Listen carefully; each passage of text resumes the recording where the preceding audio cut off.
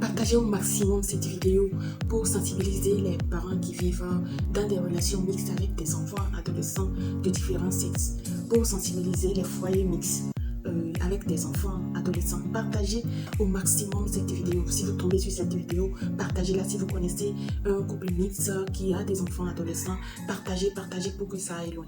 N'hésitez pas à partager cette vidéo pour aider pas mal de parents qui sont dans des relations mixtes avec des enfants adolescents. Je suis enceinte de mon demi-frère et mes parents ne savent rien.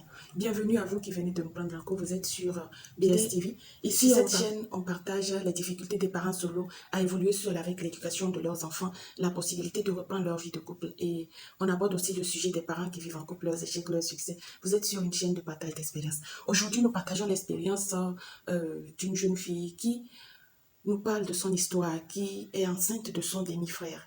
Mes parents se sont mariés quand moi j'avais 13 ans et mon frère avait 15 ans. Mon demi-frère, je vais dire, avait 15 ans.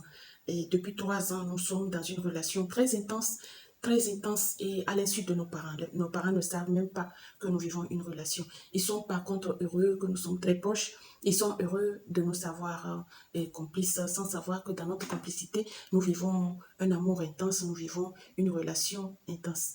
Et au mariage de nos parents, on s'est très vite entendu, on s'est très vite accroché et nos parents étaient ravis de cette relation, de cette union qui est née entre mon grand frère, mon demi-grand frère et moi.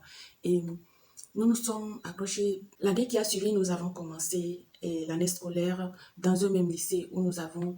C'est vrai que nous étions dans différentes classes, mais le fait que nous soyons dans un même lycée nous avait beaucoup rapprochés. On était très complices. On cherchait à voir qu'est-ce que l'autre faisait dans sa classe, comment est-ce que ça se passait avec l'autre.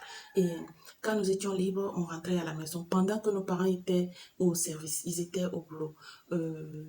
Petit à petit, on se rapprochait jusqu'à ce qu'on commence par avoir de l'intimité, par s'envoyer en l'air, par avoir des jeux de jambes en l'air à l'insu de nos parents. Et à chaque fois, on cherchait à être à la maison à l'insu de nos parents, quand ils sont à la maison, au boulot, quand ils sont... Mais à un moment, je commençais par être un peu inquiète parce que je me disais que nos parents ne devraient pas découvrir cette relation que nous avons, parce qu'elle, selon moi, était indigne, n'était pas normale. Ça devait être de l'inceste. Mais mon grand frère m'a convaincu que non, il n'y avait pas de problème. Mon père n'était pas son père, sa mère n'était pas ma mère, donc on était loin d'avoir une relation de frère et sœur, même si nos parents se sont mariés, même si ils sont ensemble et qu'ils ont un enfant. Et ça ne fait pas de nous des frères et sœurs. Ça ne m'a pas vraiment convaincue, mais je me suis laissée aller dans la relation parce que je me suis rendu compte que j'aimais énormément mon demi-frère. J'étais folle, je suis folle amoureuse de lui.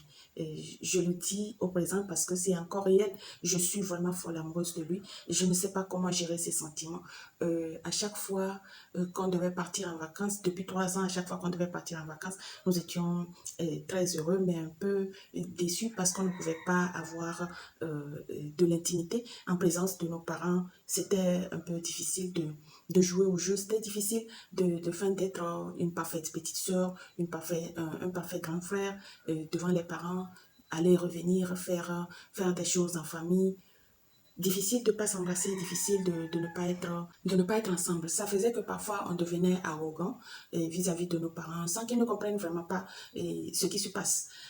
Je raconte cette histoire parce que je ne voudrais pas que ça arrive à d'autres jeunes filles. Je sais que c'est difficile ce que je traverse en ce moment. Je n'ai pas d'autre solution, je ne sais pas trop comment m'y prendre. Et depuis 3 ans, je vis une relation intense avec mon demi-frère. Il y a quelques semaines, je me suis rendu compte que je suis enceinte de mon demi-frère. Je ne sais pas quoi faire. Faut-il interrompre cette grossesse? Faut-il lui en parler parce qu'il ne sait pas actuellement que j'attends un enfant de lui. Je suis la seule à passer des nuits blanches, à ne pas dormir. Je suis la seule à plonger et puis partager au maximum l'histoire pour éviter que ça se répète dans la vie de certaines jeunes filles, de certains enfants dans les couples mixtes. Les couples mixtes sont des parents réels. Bon, quand ils se mettent ensemble, ils deviennent des parents. Donc, les enfants n'ont pas le droit de se mettre ensemble. Pour attirer la vigilance, l'attention des parents, quand les enfants se retrouvent seuls, être présents, contrôler la vie de ces enfants-là pour que des choses comme ça n'arrivent pas dans la vie de nos enfants, pour qu'on ne les perde pas dans des relations qui ne doivent pas exister. Merci à vous qui nous avez suivis. Vous êtes sur BSTV, dans des insomnies, et ils ne savent vraiment pas ce qui se passe. Et nos parents aussi ne savent pas ce qui se passe. Je me sens de plus en plus mal. Et ma mère se pose des questions, qu'est-ce qui m'arrive? Elle me pose la question déjà à savoir si j'ai un petit ami parce qu'elle ne m'a jamais vu en compagnie d'un autre garçon, à part mon demi-frère. Elle se pose la question si je ne suis pas enceinte. C'est vrai que c'est quelqu'un de vigilante, c'est quelqu'un d'assez présente dans ma vie, mais j'ai pu lui cacher cette relation pendant des années. Aidez-moi, qu'est-ce qu'il faut faire?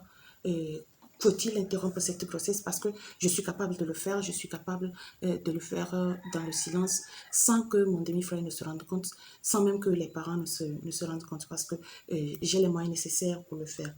À vous qui suivez cette vidéo et à vous qui avez écouté cette histoire, dans les commentaires, donnez votre avis. Dites qu'est-ce qu'il faut faire à cette jeune fille. Nous partageons les difficultés des parents solo à évoluer seuls avec l'éducation de leurs enfants, la possibilité de reprendre leur vie de couple. Et nous partageons aussi l'expérience des parents qui vivent en couple, leurs échecs, leurs succès. Vous êtes sur une chaîne de partage d'expérience. N'hésitez pas à vous abonner, liker, partager et pour faire grandir la communauté, pour soutenir nos recherches, pour soutenir les histoires que nous partageons sur cette chaîne. Ce sont des histoires réelles, des faits réels que nous vivons, que nous écoutons et chaque fois que quelqu'un se permet de nous partager son histoire. Et merci d'être avec nous. Tout le plaisir pour moi de partager avec vous nos histoires, nos expériences. Portez-vous bien, prenez bien soin de vous. Prenez bien soin de ceux qui vous sont chers, de ceux qui vivent avec vous. Je vous dis à la prochaine sur cette chaîne.